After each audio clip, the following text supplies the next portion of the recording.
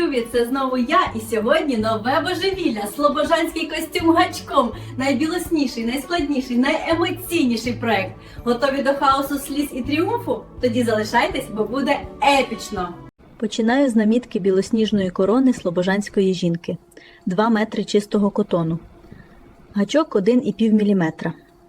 Божевілля, але я готова. Намітка, сорочка, червона спідниця, запаска з орнаментом, керсетка, 5 елементів, 3 місяці роботи. 1. Я проти всього цього. Що може піти не так? Все. 3 години роботи і... Стоп! Візерунок дзеркально неправильний! Як я цього не помітила? Розпускаю все. Де мій шоколад?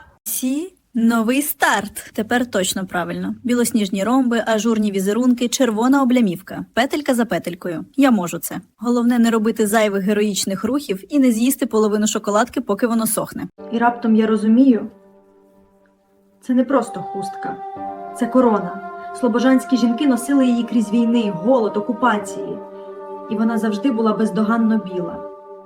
Це був їхній прапор гідності. Плісирована спідниця означає складки. Геометричний кошмар. Але гачок танцює. Червоні хвилі народжуються. Це насправді магія, коли не думаєш про те, що може зламатись.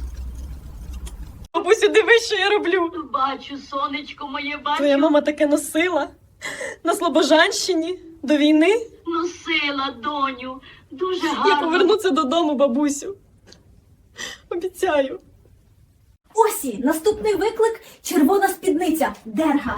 Яскраво-червоний колір – символ життя, радості, сили. Беру червоні нитки і... О Боже, скільки їх треба.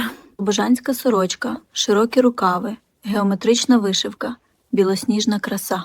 Починаю перший рукав. Це буде elegant, це буде perfect. Це буде... справді складно. Перший рукав – шедевр.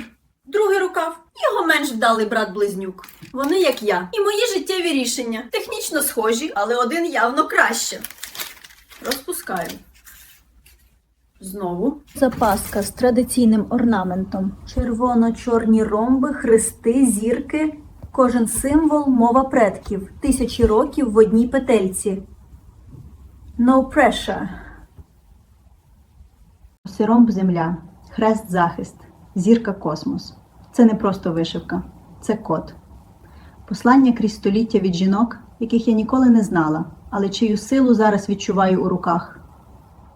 Останній ромб! Останній хрест! Готово! Дивлюсь на запаску і вона ідеальна. Кожен символ на місці. Я зробила це! Боже, я зробила! Ось фінальний елемент – керсетка. Темно-синя, облягаюча, з традиційними застібками. Це остання деталь між мною і завершенням. Я так близько, не час здаватись зараз. 4 ранку. Не спала всю ніч. Остання петелька, останній вузлик і...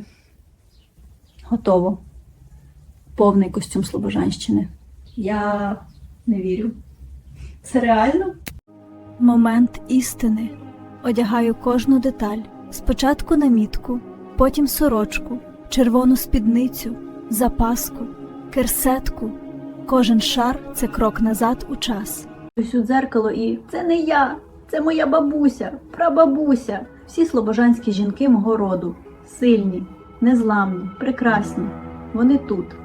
Вони зі мною. Бабусю, я вмикаю відео, дивись. Я не можу говорити від сліз. Я закінчила. Онученько, ти повернула додому те, що я думала загубилось назавжди. Боже ж мій, яка я ж щаслива, дякую тобі.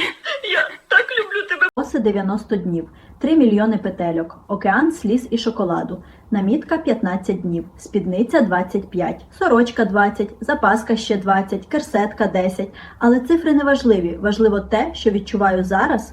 Осе слобожанський костюм найбілосніжніший в Україні. Символ чистоти, гідності, незламності. Жінки Слобожанщини крізь усі випробування зберігали намітку бездоганно білою. Це був їхній прапор. Ми ще тут, ми сильні. Тепер цей прапор тримаю я.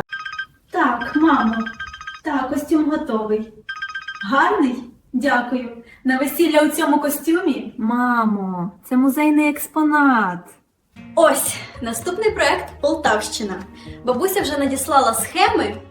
Божевілля продовжується. Якщо вам сподобалось, лайк, підписка, коментарі. До зустрічі у наступному костюмі. Творіть з любов'ю!